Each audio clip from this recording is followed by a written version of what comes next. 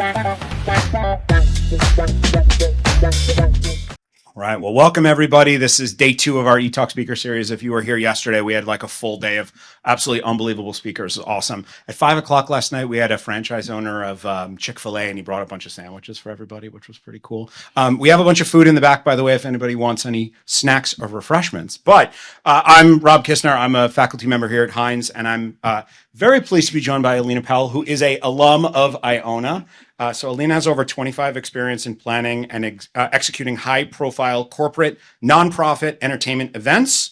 She has expertise in end-to-end event production, including venue sourcing, vendor negotiations, budget management, marketing, and on-site operations. Alena has strong project management and organizational skills to juggle multiple events and deliver flawless execution. She is a confident communicator, able to build productive relationships with C-suite, clients, speakers, and talent, a creative problem solver, able to think on her feet and pivot plans when needed. And she's proficient in scheduling, editing, planning, and administrative tasks. She's a jack of all trades and master of all trades. And what I learned from our previous conversation is you're also super tech-minded, tech-forward, and have adopted a lot of AI into your business. So I'm super excited to dive into talking about that. Thanks so much for joining us today. Thank you. It's good to be here. Awesome. So I think to kick this off, as I learned, you have a very, very long history in event planning and execution. Can you talk a little bit about your history in the events industry? Sure. So, I've been working since college, actually. I knew that I wanted to do events or be in entertainment in some shape or fashion. But when I was a freshman here, I wanted to do an internship, and I found out I couldn't declare my major till I was a sophomore.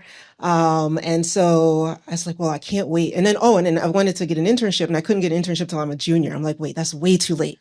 So I found another college that accepted other students from other schools for internships. So I went there and I interned with this independent filmmaker down in the Lower East Side. She taught me how to edit on like the old 16 millimeter films, and I was her and I made production stills for her and did a whole bunch of things like that. And then from there, I went and worked. There was a guy who was a music concert producer, so right here, like right up the street. So I interned there, and then interned at WABC TV downtown, and then worked at Center for Communications. So it was like I knew that that's like the area that I wanted to be in. And so I started working that, and then worked into TV and film, and then transferred those skills into events. Amazing. And so after you graduated, did you go right into like event planning in the events industry, or what was that process like? No, it's weird because I've been doing events through my mom my whole life. Since I was probably like 2 or 3. She's had me like, fixing the table, doing the table settings, all that stuff. But in terms of right after school, I went straight into film and TV. I was a PA, a production assistant, worked on a couple of films. And then I worked I went and worked with Association of Independent Video Filmmakers. And so they were really cool because they were really on the cutting edge of all the indie films that were going on. And so I really worked on that, and then went into working at Tribeca Film Festival. And so it was a gradual move. And so then after that, I then went into events, working on premieres for independent filmmakers. And then from there, I just kept going on and more to more events. And so you started mostly in film and TV events related to that. How did you translate or transition into more corporate events and those kinds of things? There was someone I knew that was doing corporate production. And when she told me everything she was doing, I was doing everything that she was, but on the TV and film side. The only difference was that she was getting paid more and getting benefits. So I was like, I think I want to do that. And that's how I transitioned to do corporate. Amazing. So, in doing a little research, I looked on your LinkedIn and I saw a really, really long list of lots of different organizations that you've done events for. But I did notice that, your business, Powell Enterprises, got started in 2002. And so what did that look like? Were you planning events for other organizations while simultaneously sort of building your own practice? Well, no, what happened was 9/11. So what happened was that I was working at a PR firm and got laid off like 2 months after that, and I was just freelancing. And someone told me, like, you should like start a business so you can at least write all this stuff off. So basically, that's what it was. It was just a tax write off. So I was like, so I could just do that. Then it ended up being more focused, working on events for other production companies, and then eventually to the point where I could then start hiring other people. Amazing. Yeah. And so, in those early days, like at first you had the company set up and you were using that for the tax write-off, which was a smart move. But, what did it look like to get that first client as yours, like sort of sole client under the umbrella of your business? Well, it was great because it was validation that what I'm doing mattered, it was valuable. Someone saw value in what I was doing and trusted that I would make their vision a reality, and so that was really important. So, you had obviously history in planning events. Was it like scary, stressful, hard for you to sort of go out on your own? Like what was the process like for you to find and land that first client? Yeah, it wasn't. I didn't find it scary in terms of finding the client. Um, it was just hard to find them. And so once I found a few, then they just, they became repeat customers. And then it seems as if one was about to leave, I would then find another one. And so it was, for me, it was a really strong word of mouth. Mhm. People knew what I was doing. I just networked. I was at a lot of organizations. I got to know a lot of people that got to see my work. And then from there, they would take a chance, like, oh, I'm going to hire you for this one little thing. And then it ended up being another thing larger. And then it'd be like two or three. So it just kept building and escalating after that. It always just takes getting that first Just that one. one. So you have Yes. that sort of like proven Yeah, performance and you have, a reference that another client can talk exactly. to, right? So tell us in your own words, like what does A Powell Enterprises do? What are you all about? A Powell Enterprise works on, actually, it ended up being where I come in when there are complex events. um, or a situation has happened where they're like, Alena, can you come in? One example was that I was working somewhere and a former client said, Alena, can you come in and work on this event? Um, because the person that was here went to California and just never came back. Nice. So we have this event, a large one. It's like, I can't tell you much more about it now, but they were like, okay, actually, I have a video, not a video, a slide of it. Oh yeah, let's take a look. Actually, I should turn this on. Oh, that's me. The Nice. Ionian. Who knows here? That's Okay. awesome. I'm still very busy. Okay, so the one on the left, that was His Holiness Dalai Lama, and that's the event where the person just up and left. And so I'm dealing with the diplomatic, Secret Service. I'm dealing with the client. I'm dealing with the institution. And so it was a lot of factors in there. Not only that, but you had a lot of celebrities. And so Rockefeller University is a campus that has secret tunnels and passageways. And so it's a security nightmare.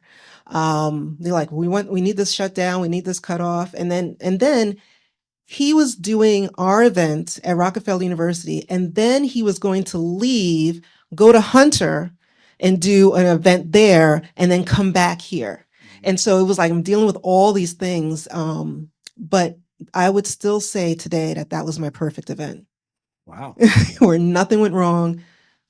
And we were expecting protesters and everything. It was absolutely perfect. Yeah. So for the sake of all of our students here, like as an event planner, what is Mhm. it you do? Like, what are you responsible for? Because I know there's a lot of Yes. moving parts, there's a Yeah. lot of logistical stuff. So, like, what are you like planning this Mhm. event? What did you have to do? Well, first I'm going to say it's very common where people are like, what do you do? I get this all the time. Even my mother till this day, and she sees all the events I do. Well, what is it that you do? And we do just about everything. We do all the logistics that has to happen where you go as an attendee and you don't notice any of the things that are happening behind the curtain to make the event a success. So whether that means bringing in, you know, 500 white roses and plucking them all out. So it'll make a nice decoration on the table, whether it means, making sure that we have the magnetometers, which is that's the security thing that you go under, make sure you're not carrying anything, no weapons, whether it's making sure that the client has everything they need. They have at the back of a contract, it's called a rider. And these are the things that the person, the celebrity or speaker wants it as part of agreeing to be at that event. So you got to make sure you have everything there. For example, I worked in Cancun for a month for IBM, and it was one event done 4 different times because you had 4 waves of people coming in. And so the musical guest was Hall & Oates. And one of the things on the rider was that they needed a steamer. The producer at that time, because I was still like a coordinator. The producer was like, in New York, we don't need a steamer. We're not bringing a steamer. We don't need it. I'm like, are you sure? Because it says, like, no, we don't need it. Okay. I get down to Cancun. I meet Hall & Oates people. They're really nice. They're like, oh, I'm looking at everything. I noticed we don't have a steamer. And I'm like, oh, yes. Yes. Okay. You know what? I'll get back to you on that. Go to the producer. He's like, well, get a steamer. I was like, well, you said, I don't care what I said. Get the effing steamer. I was like, okay, I will go and I will go. So I found the Mexican Sears Macy's and got them a steamer, and they were none the wiser. But it's like little things like that, things you don't see and you would never have known.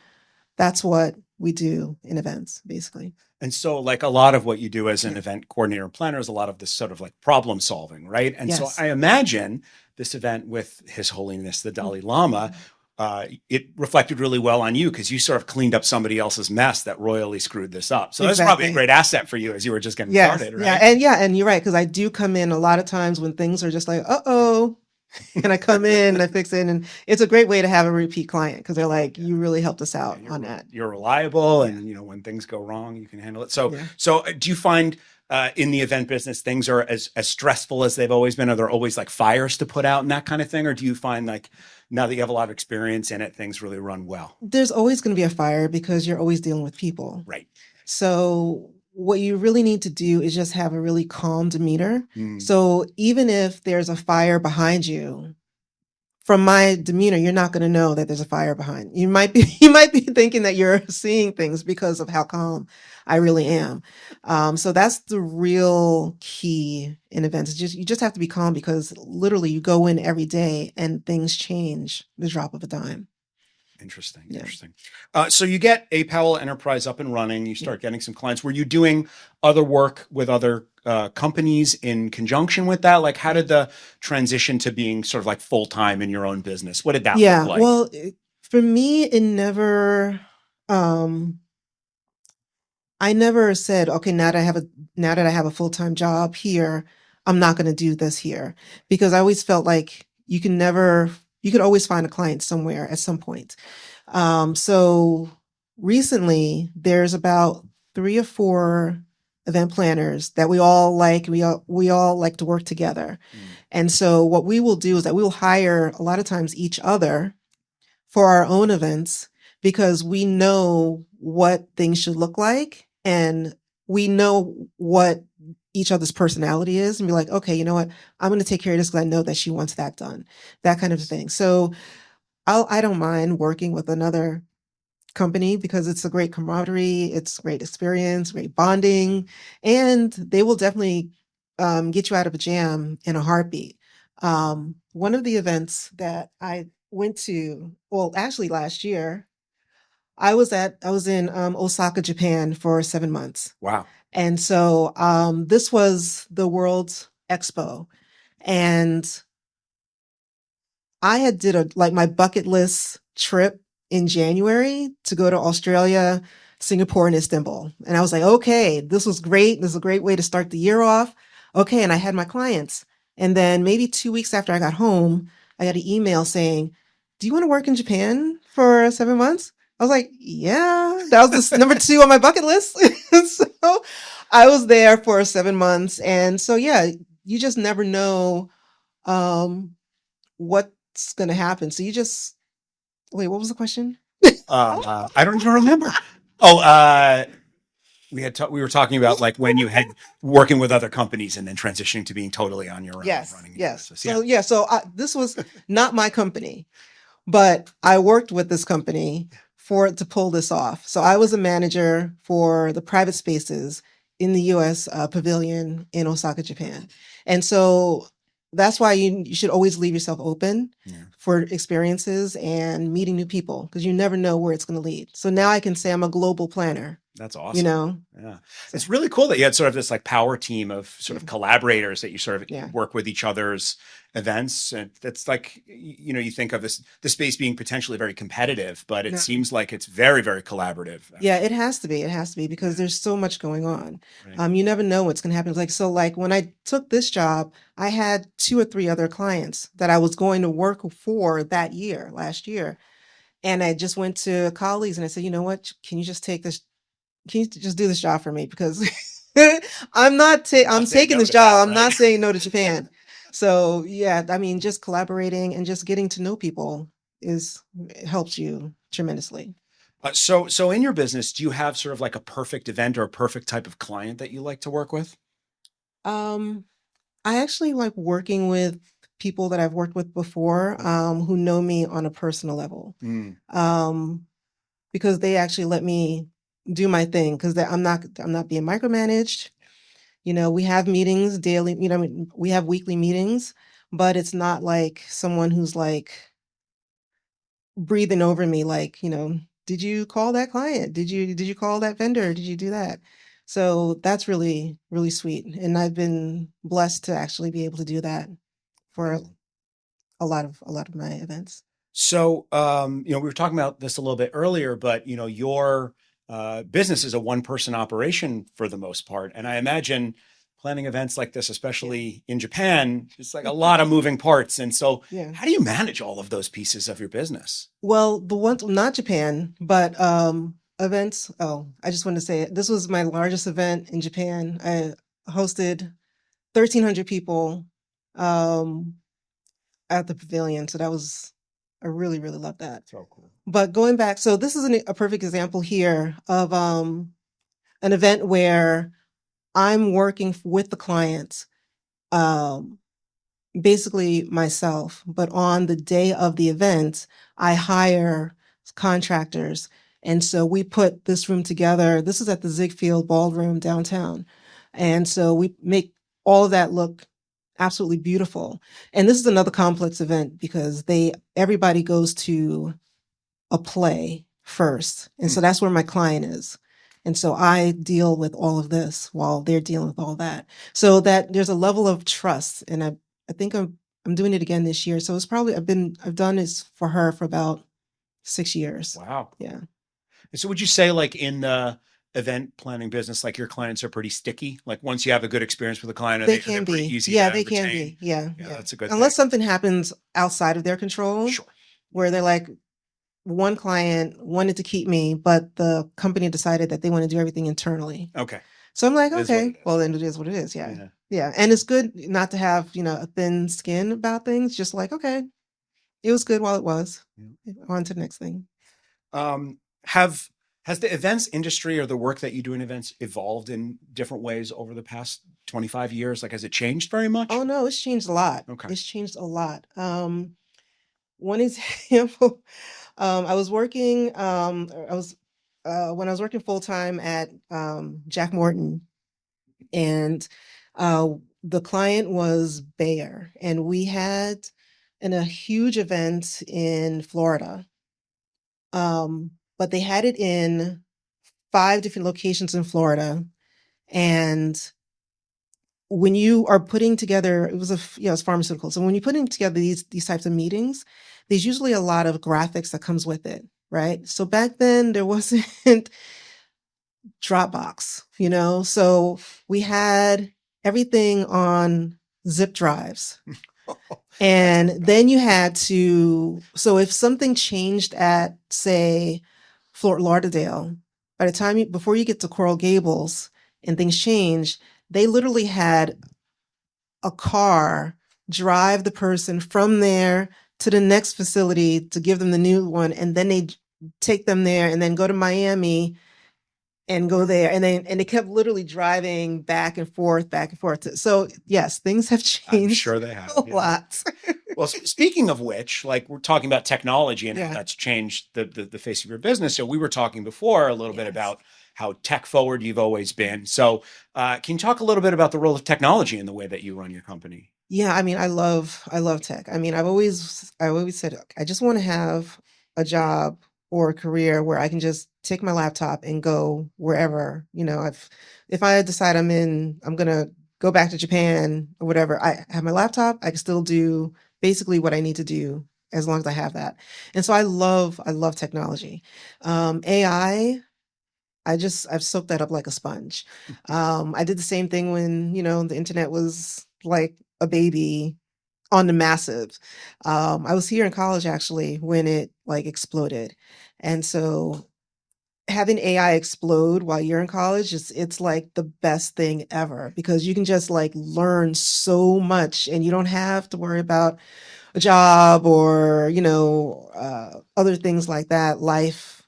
um and so I absolutely love technology, and so yeah, I've incorporated it into just about everything I've done. So let's talk about AI a little bit. You've been Yes. very AI forward. You use a Yes. lot of different AI tools. Talk a little bit about how you use AI in your business. Sure. So I use AI for actually when I chose the paid plan for ChatGPT, the first thing it prompted me was like, "Let me tell you what you are. You are Alena, and you are this, and you are that." And I'm like, "Wow, I am all these things. This is very cool." So I use ChatGPT, Claude, Perplexity, Gemini. I use them all for like market research, social content. I just started a YouTube channel, so I'm doing videos and I'm doing all the things, and so it really helps with scripting. It helps with brainstorming.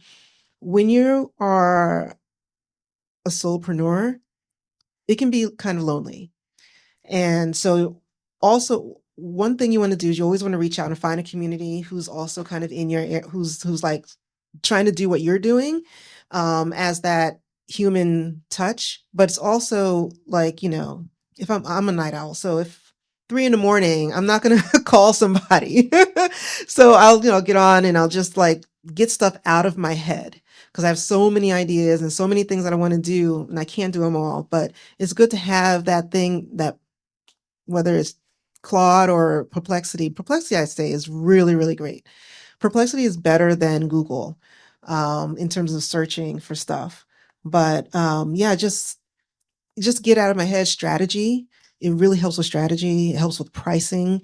Um, I had a proposal that I was working on, and I still felt like I was missing something. So I just put in a clause from it. It's like, am I missing something in here? And it says, oh, you know what? You forgot to mention that. Mm. Or if I get a proposal, if I get a contract from somebody, I may put it in and say, is this really protecting me?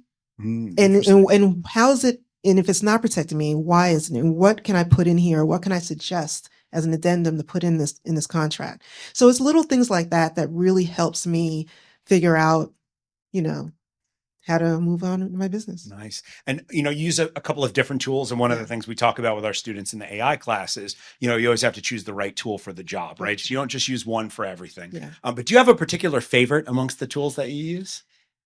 I do like Perplexity. Complexity. Okay. Yeah. Claude is great because I've just started working on building micro apps. Nice. And so that's a really great tool to use to do all of the prep work before you put it into a vibe coding platform. So I really like that. But Manus AI is a good one too. Manus AI used to be a Chinese AI platform learning model. It's also a learning model and it's an agent, meaning that it can also be like your personal assistant. You tell it to do something, it'll go off and do it. But now Meta owns it now. So I still use it. No, I don't care. It's so good. It's really fast though. It's really, really fast. But yeah, it all depends on what I'm doing. Awesome. Yeah. Awesome. And as I understand it, you have some demos of some of the AI things Yes. that you do. Is now a good time Yeah, to now's the perfect transition time. over to that? Perfect. Perfect. All right. You can put in any website, research papers, documents. What this acts like a closed AI, meaning that it's not going to go unless you put it something in here. Once it becomes a source, it's not going to go outside and like hallucinate. So it's going to just work. It's just going to give you output from just what you have in here in Notebook LM. So I'm going to, let's see, say planning travel with the assistance of AI.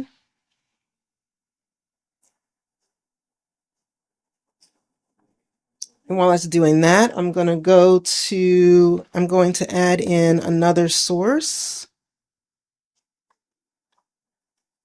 I'm going to add in my brand voice. What I mean by brand voice is that you want to train your AI to whatever output it comes out, you want it to sound like you, so you don't have to edit as much. So by putting that document in, which that's a separate thing, and I'm actually going to work on a video to put up on YouTube about it. It just helps you do less editing because when it comes out, you're like, oh wait, yeah, that's how I would have wrote it. So let me put that in. Okay, so when fast research is done, I'm going to import what's there. And then I'm going to go to Perplexity and I'm going to put in another prompt. Let's see, I'm going to put in this prompt here, which is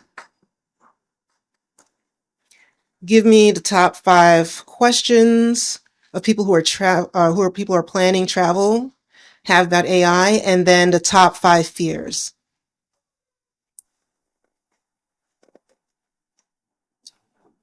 And then I'm going to go back to Notebook. And what's nice here in the studio is there's different things that you can do. So I'm going to create a report. And in here, you can describe what you want to create.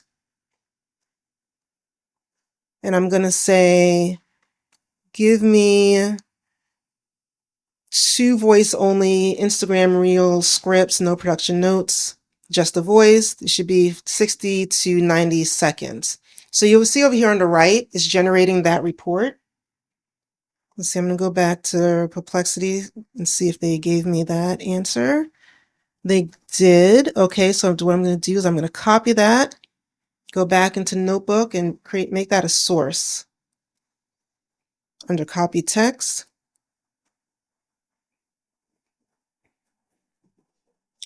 And let's see if I can find. The frustrating thing is I have to try to find. Oh, I think this is it. Okay. Okay, this is the 5. Okay. So what I'm going to do is if I can scroll, rename this so it's easier to find.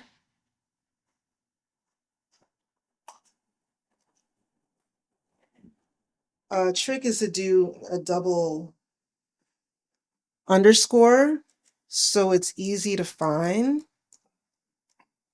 And it will most likely sort to the top. Sometimes it does, sometimes it doesn't, but it's easy to find because you see that double underscore.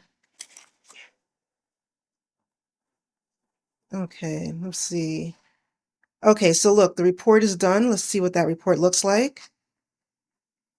So it tells me here the analysis. It gives me a script here, the voice only. So this is just one idea in terms of doing a report. What you can also do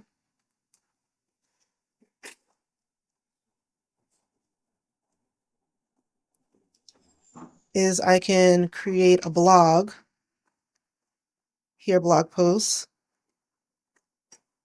and I'm just going to say write I don't know, 800 words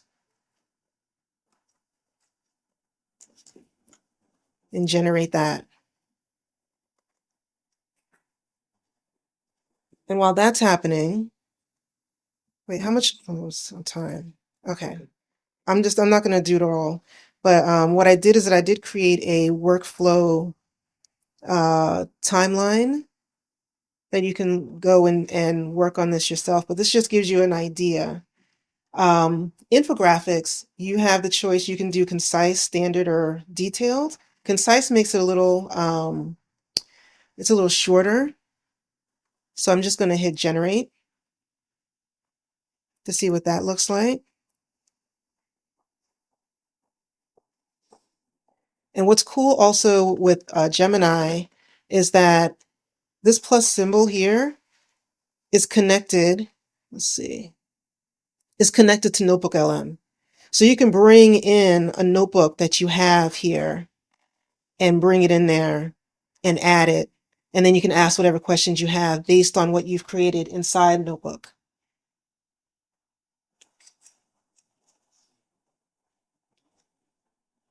Let me see if this, I'm just going to refresh my screen and see if it's really thinking or is it done? No, it is still thinking. Okay. Let's see. I also want to show you.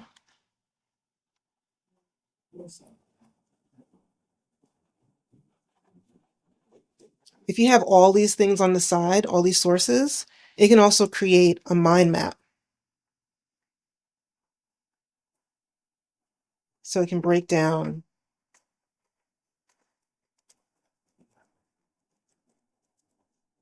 And you can download that.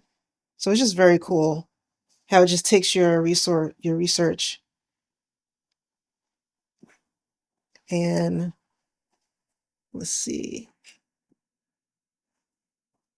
Okay, so one of these is done. Okay, so there's a blog here. And of course, you want to go and you want to make sure that it actually sounds like you. But this is a really good starting point. It's better to start here than from a blinking screen that's completely blank and you're like, where do I start? So I think I like that more than anything. And then I just want to show the infographic when it's finished. See, did I bring the switcher? Is the switcher still over there? Oh, yeah. Okay, let me. Yes.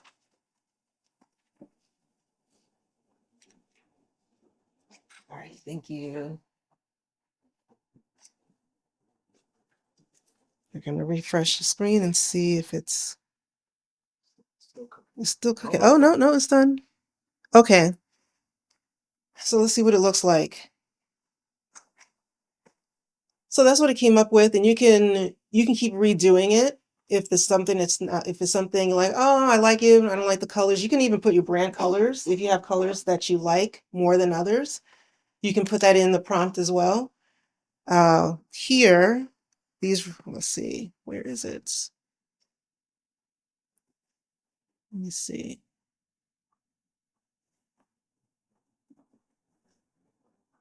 Oh, they changed it. Okay, never mind. So that's just a rundown of what you can do. That's just like one little thing that you can do in Notebook. But like I said, everything is closed. So everything that was produced was all here on the left, taken from sources that's here, that's on the left-hand side. So whether it's your own material, if you're doing a research paper, everything can be pulled on the left side and then help you craft it in different formats. That's on the right. Okay, I'm going to go back to my presentation and I wanted to show 3 quotes.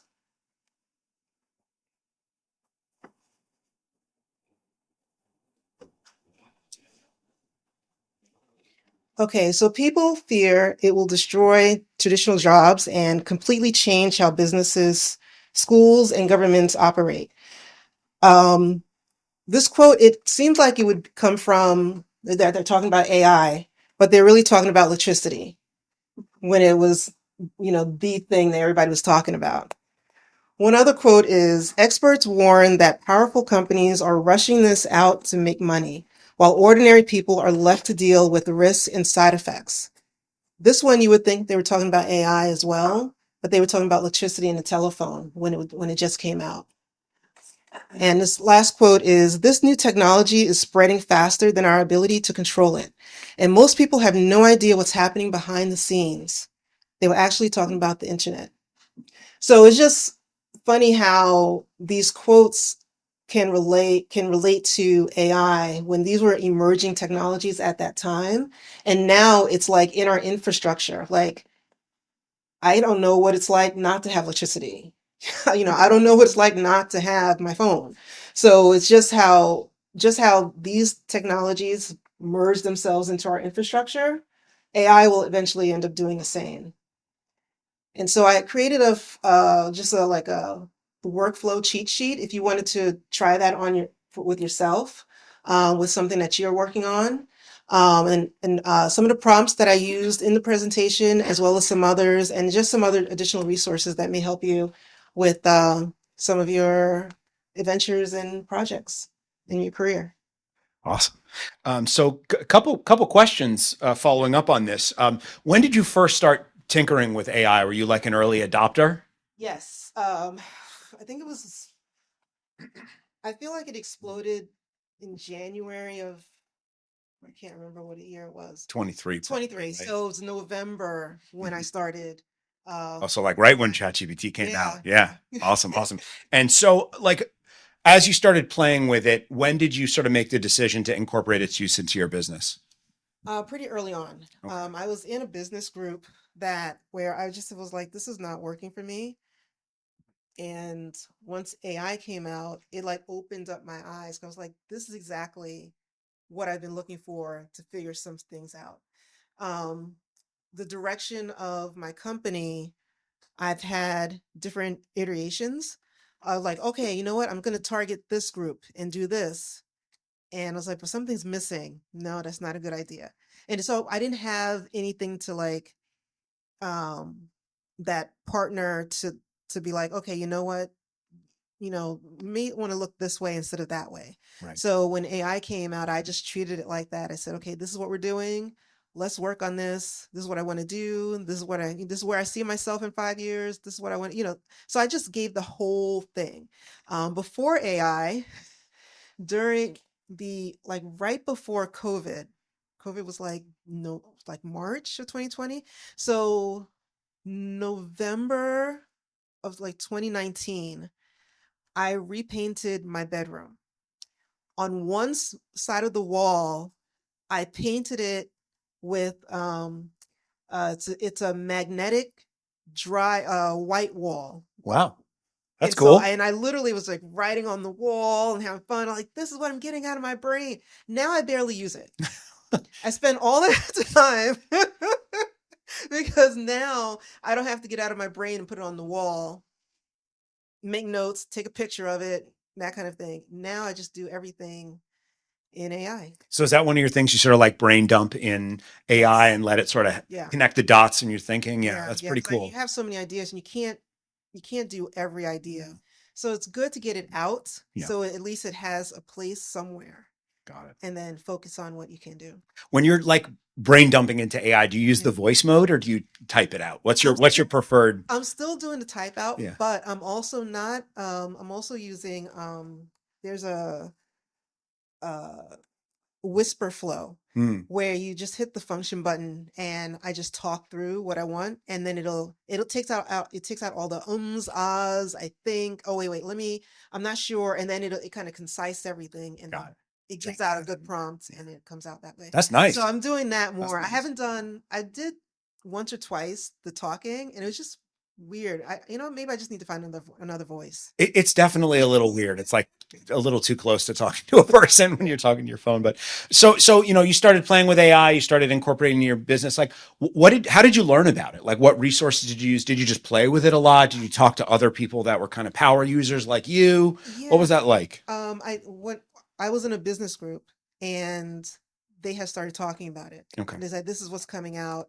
And then from there, they started doing demonstrations. And I was like, oh, yes, this is something I can get into. And so it's from there. Got it. Yeah. Yeah. And so like, obviously this has been a huge asset to you in your business. You Yeah. can work faster, smarter, better, more, right? Have you had any like negative experiences with using it? Has it backfired at all? Or like what, any kind of problems that have come up? It's backfired more of as an annoyance. Okay. Okay. In two instances. One, I keep a lot of tabs open on my laptop. So in Safari, I have like over 100 tabs open. And so I was like, this is ridiculous. And it's slowing everything down. And so I said, is there something that I can use or do to make this go away? I was like, can they just automatically bookmark themselves and just send me a report of what was bookmarked? Good idea. Claude was like, yes, I can help you. I can create an Apple script. You just double click it and you can create it. You can make it as an application. Oh, yes, that's what I want. It didn't work. So did you end up losing like 100 tabs? Oh, it didn't work. Oh, I mean, I still have all my 100 tabs. Oh, okay. So, But yeah, it didn't work at all. but no like client issues. Nothing. No big repercussions, right? No. I usually go through like different iterations, through different ways. And also, I would also say that don't take one platform as the word. Ask it in ChatGPT, ask it in Perplexity, ask it in the same thing, ask it and see what it says. Are they all saying the same thing? Okay, that holds more weight. You know, so. Definitely. So I want to open the floor up to some questions, but before we get to that, what advice do you have for this room of people who are going to be, entering the AI-enabled world? Like, what advice do you have for them as they move out of college into the professional One world? thing you're going to hear all the time with AI, especially, is that you still have to have that human touch. One thing that I would say that I've learned, that I really think everybody else should. Okay, here's an exercise. Everybody, think about when you were in grade school or high school, right? And think about the type of people that you were around, their personality. Now, can you put that personality on someone here in school where they're like, oh, he reminds me of that guy in school, Fred, because he has that whole personality. I'll bet you 10 pennies. I'll bet you that that person's personality is like the person that was in high school. Mm-hmm. And if you know that, you'll know how to deal with that person and that personality. So that will carry you no matter what you're doing, whether it's AI or not.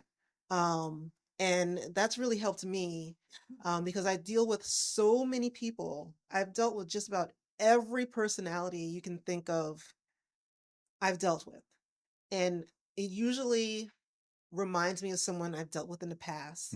How did I deal with them? How do I wish I dealt with them? And I can probably deal with them, this person, that way. And most of the times they think I'm their best friend because I figured out how they work, and that will help you move further. Because I'm telling you, you will find people later that I'm sure even now that you can't stand. But in a work setting, you may not have that choice of going away. You have to work with them. So if you can figure out how they work, it will help you in the long run. Yeah. So AI is a super powerful tool, but it's not going to replace the experience of these human experiences that allow you to sort of navigate the real world. So definitely super interesting. Awesome. So let's open the floor to any questions. Anybody have any questions? Here, I'll give you mine. Hi, I just want to say thank you for coming. This was a really great talk. I have 3 questions I want to ask you. Starting off with, what was your biggest inspiration when starting in this field of work? What advice would you give someone looking into how to apply AI to their lifestyle effectively? And how do you keep up with how fast AI is moving? So you're gonna have to probably, because what I'm not good at, I'm not good at transcribing, and I'm not, and that to me is like transcribing. Like, what did she say? Okay, so the first question was, hold on, sorry. What was your biggest inspiration when it came to the starting in this field of work? I would say that without realizing that I was good at doing events, because I was so focused on like TV and film, TV and film, TV and film, radio, TV and film, TV and film, that I never really thought about events. But when I think about younger, not real, forgetting that my mom was heavy into events and she had trained me. My great aunt and cousin worked for this woman um, who is now the widow of Oscar de la Renta. She worked for them and put on, helped them with their events. And so it's like that's been ingrained in me of how to how to do events. So it was almost like a full circle moment. I was like, oh, wait a minute. I've been doing this my whole life and I never really thought about it because I never thought about it as a business. It's just something I did in my personal life. So I hope that answers the first question. Yeah. Okay. Awesome. Good question. What advice would you give to someone looking into how to apply AI to their lifestyle effectively? I would say that first you need to experiment and see which platforms you like. I also say be curious because that's when you'll find things that you might not have thought about. Um, uh, AI, it's funny when you think about. I'm just trying to think of. There's in my everyday life, I might be in Manhattan doing something, and then something will trigger an idea, or I might see something. I'm like, oh, I wonder if I did this instead of that. I put that a question like that into AI and see what would happen. So it's just I think more than anything, be curious first Mm. because you're really not going to know how it's going to affect you in your daily life until you do that first. Awesome, thank you.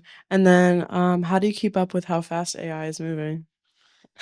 Well, besides the like news daily emails, I get like newsletters of what's going on. Um, I am I have a small circle of friends who are as excited as I am with AI, and so we're like, "Oh, did you hear this? Oh, but did you hear this? Oh, but I heard about this. So this is really cool." So that's a lot of fun. Um, so that's probably how I keep up, and I don't keep up with all of it. Still, there's still stuff that I don't know, and at some point, you you have to let some things go in terms of because you have to focus on what you need to do. But yeah, it's still good to every now and then like, oh yeah, I heard that. Like, okay, that's fine. I'm not going to explore that. I'm just going to continue doing this. But yeah.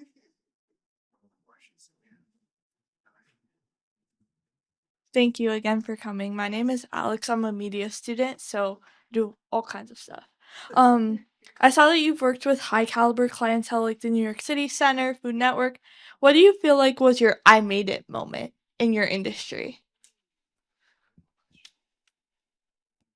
Only because it's recent, I would say Japan. I mean, how cool is that? That I get to live in Japan. I don't have to worry about room and board. I don't have to worry about, I got a travel stipend, a transportation stipend, and I get to travel and I'm like, oh yeah, and do some public events as well, you know? So I would say that moment. Yeah. Yeah. It's pretty amazing. What other questions do we have? Sure. Um, what was the biggest challenge you faced when like you work? What's the biggest challenge you face when you work like large events, and like how do you usually like solve them? Um, okay, so let me, I'm gonna refer back to that event I mentioned where it was 1,300 people. That's not an event that you can single-handedly do. So there's different departments, and that's when you have to rely on the experience of the people who are there, knowing that they know what they need to do. So the heads would come together. They'd be like, okay, what are you doing? What are you doing? And they keep me in the loop where we had like one huge running document. Tell me everything you're doing, put it in that document. So that way I'm managing everything, but I'm not at every place. Um, that's the hardest thing to do in terms of letting you don't have as much control, but you try to you have to put your trust in the people who are doing what you want. It is. Sometimes.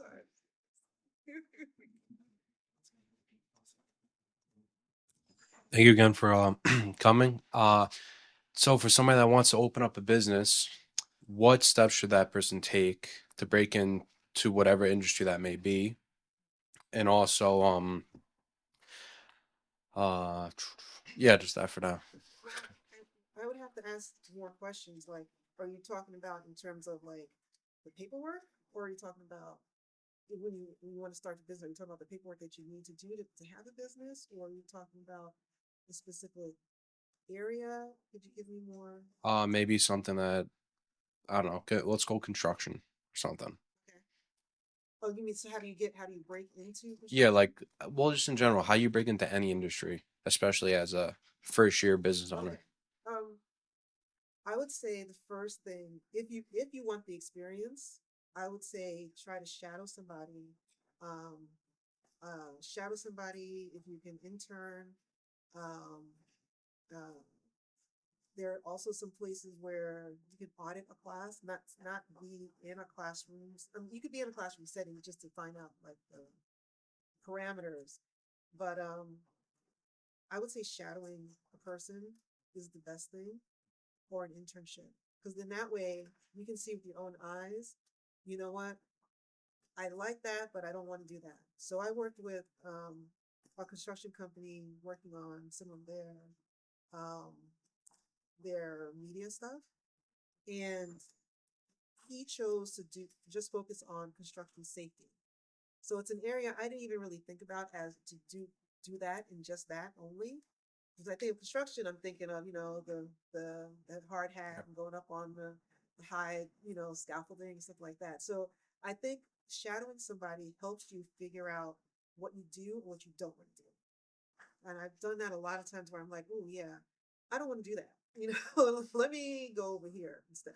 So I think that's the best lesson to do now, because I feel like you won't be wasting your time thinking I'm gonna go here, and then when you get out here, and you're like, you almost feel like you might be stuck. So I think now when you're in school is the best time to do that. So then when you do start your business, you have more experience to back up what you're doing. Thank you. Time for one or two more, yeah, please, right? Oh yeah.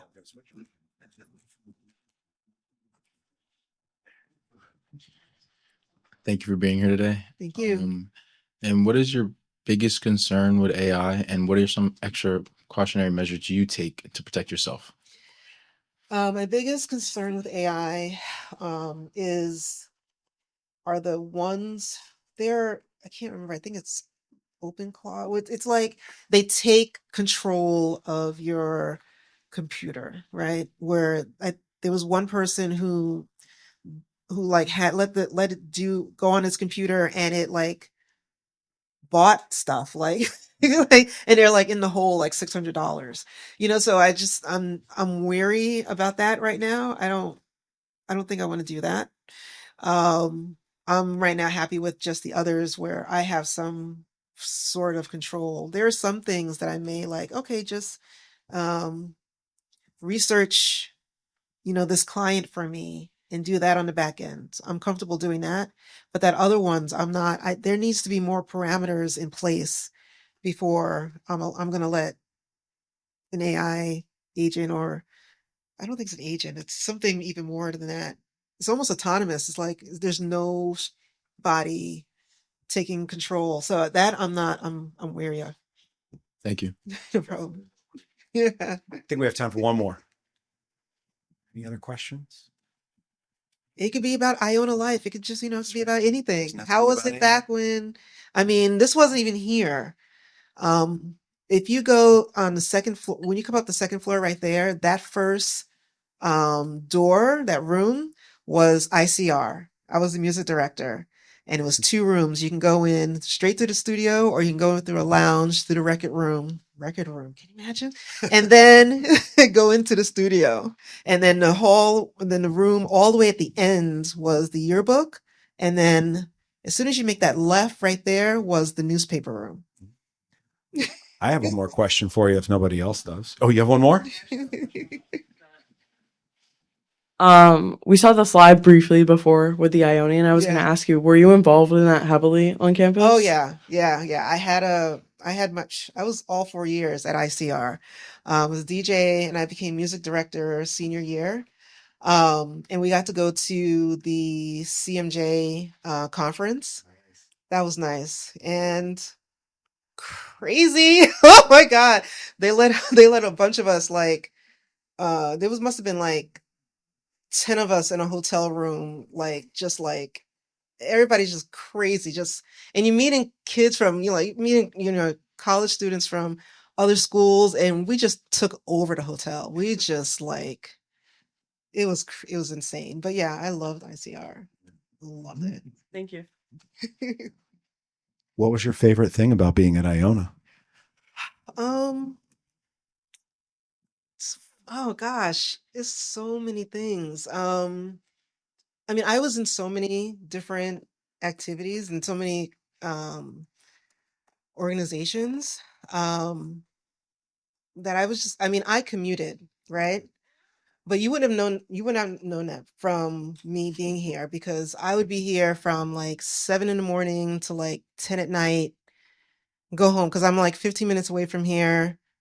I'm back the next day. People didn't know. Be like, you commute? I thought you no, no. Yeah, I just loved it. I loved it. I don't know if ICR still does, where they would be broadcast like all like the 24 hours straight. And so we got to like play music on the campus, like, and everybody would like get the late shift, like 3 in the morning, 4 in the morning. So just, playing blasting music all night long. I don't know if they should do that. They should bring that back. I agree. Well, Alena, thanks so much for coming in and talking about your business, talking about your AI experience and demoing it. We really, really appreciate your time. Thank you And for should we having hang out me. for a little bit if y'all have any more questions. Thank you for having me.